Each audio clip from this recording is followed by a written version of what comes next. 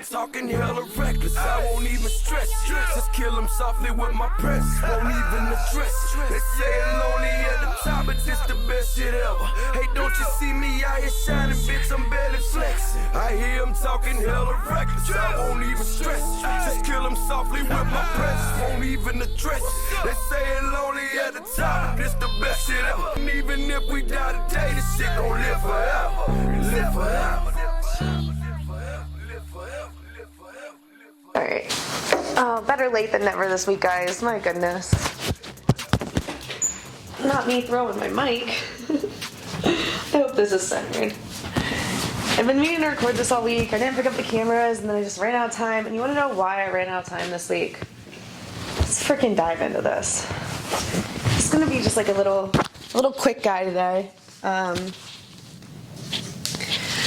Listen, do you ever get to the end of the day and you're just like, holy crap, where did my day go? What the heck did I do today? Holy crap, where's the time, right? Calendar blocking, y'all. Calendar blocking is such a game changer. So last week, I didn't calendar block at all. And guess what? Nothing that needed to get done got done. So pretty much fucked myself there, if we're being honest. Look, Jessie S., that's me.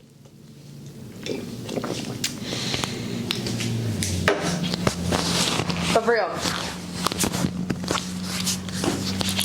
you are the reason you're not getting where you want to be. Straight up. There's nobody else that has control over your life other than you. There's nobody else that has control over the way you spend your time than you. And this message is just as much for me as it is for you. Last week, I got things done, but I didn't get everything done that I needed to get done. And I would get to the end of the day and I'm like, holy crap, where did my day go? And I realized I did not calendar block my week last week. So yesterday, which was Sunday, I sat down and I blocked my week this week. And I woke up this morning and I found myself hitting snooze and being like, it's okay, I can sleep a little more. And I said, no, Jessie, you have to get up. And so I got up, got dressed, and I went to the gym. And I was in the gym by 6 a.m., had my workout done by 7, was able to stop at my favorite breakfast spot here in Virginia Beach, grab some breakfast, and then now here I am recording this because that was the next thing on my calendar. And after I record this, then it's a quick shower, and then it's our meeting for Freedom. And then after our meeting for Freedom, I have 15 minutes to pack my stuff, get in the car, and then I have to drive to our first location. A lot of people don't realize I work a full-time job on top of having my businesses, on top of everything else I do. I am not in a financial place where I can quit working my job yet. And I think there's this big misconception that when people have a big following or when they look like they've made it, everything's okay and they're financially okay. And that's just not the case. I still work full time for somebody else on top of having my coaching business and running my 2 businesses. And the goal is to just be able to work on my business because that's where my passion is. Excuse me. My passion is in Wheel With Me, Adapt Fit. It's in Freedom, Longevity, and Wellness, my community. It is in the Freedom Fam, my coaching program. It is in Freedom like LKN, the facility. I mean, my passion is in my businesses, and that's where I really want to spend my time. But I know to get to the point to be able to spend my time solely in my businesses, I have to do things I don't want to do. And if you want to go somewhere in life, if you want to be fitter, if you want to be a better spouse or friend, if you want to just be a better person, if you want to have a better life, if you want to make more money, if you want to go travel, if you want to do things in life, it's going to take work to get there. There's a misconception that everything's supposed to be handed to us, regardless of how hard we work or regardless of what effort we put in. And I'm here to tell you that if you don't do anything, you're not getting anything. If you don't change your life, nothing will change.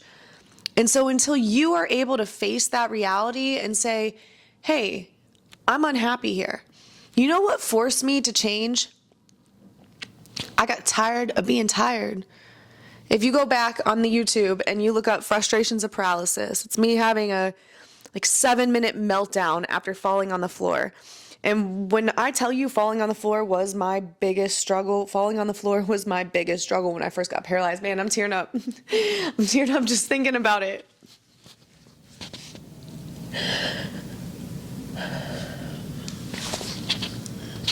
I would fall on the floor and I'd be stuck for hours until somebody came home because I couldn't get myself back up.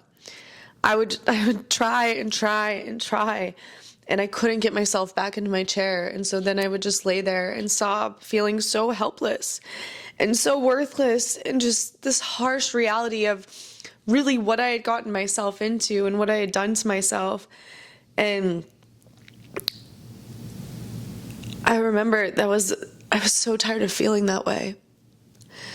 And so I fell in this hotel room, and I spent probably 10, 15 minutes trying to get back up, and I couldn't get back up. And so I hit record on my phone, and I posted that video to YouTube, and it's called Frustrations of Paralysis. And it's me just ranting about how it was probably 2 years, I was just over 2 years into my injury. And everyone always asked me, when are you going to walk again? When are you going to walk again? Have you gotten any more sensation? Have you gotten more movement? How's your improvement? And when I would tell them things were the same, I remember every time I just felt more and more discouraged. And I realized it was because I was putting expectations of my body, my reality, my life.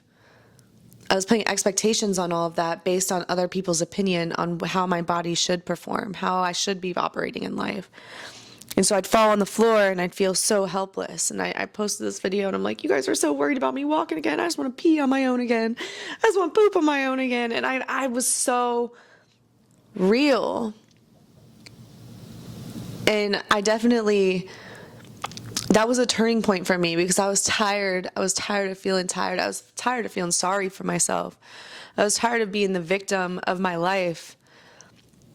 I was tired of the reflection I saw in the mirror.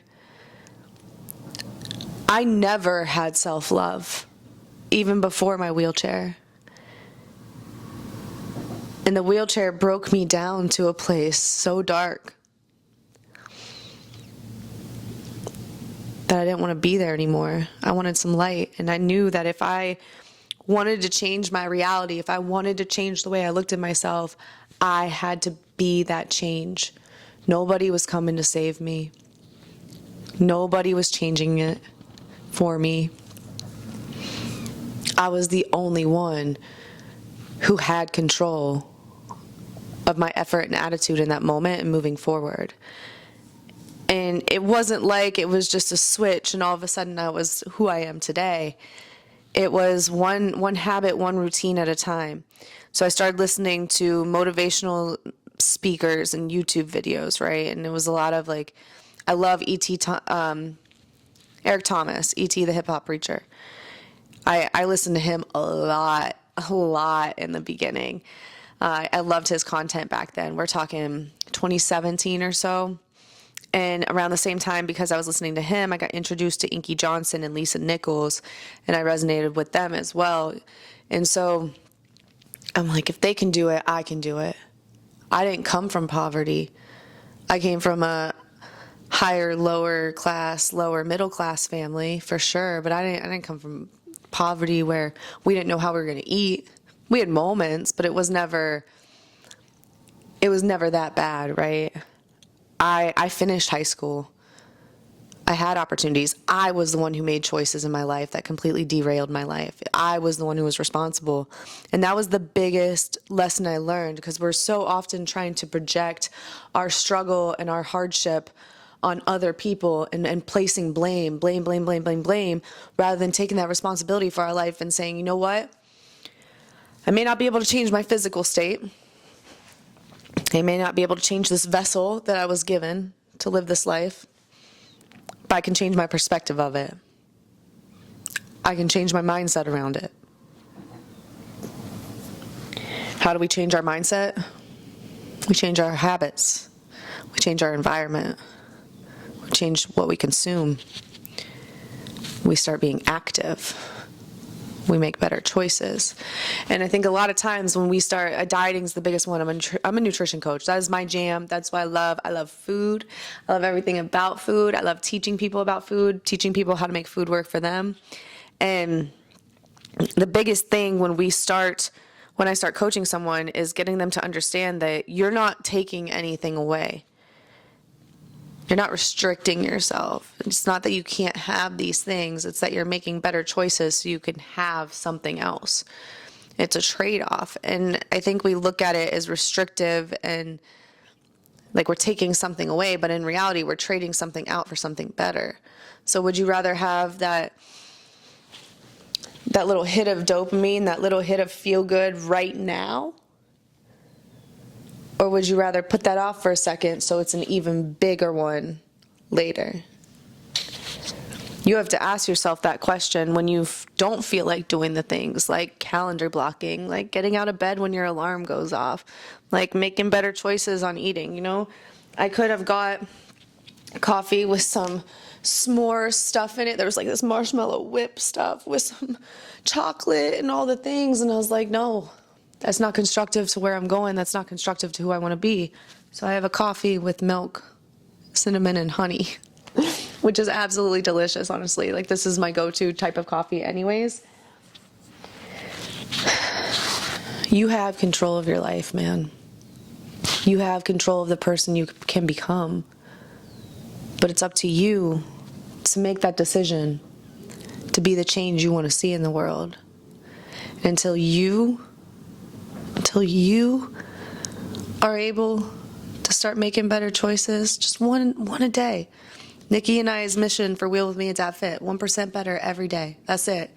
If you can just do one small thing a day that's going to move you forward, and then tomorrow do another small thing on top of that small thing that's going to move you forward, and you start accumulating,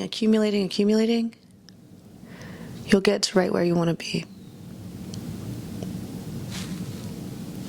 It was a short and sweet one today.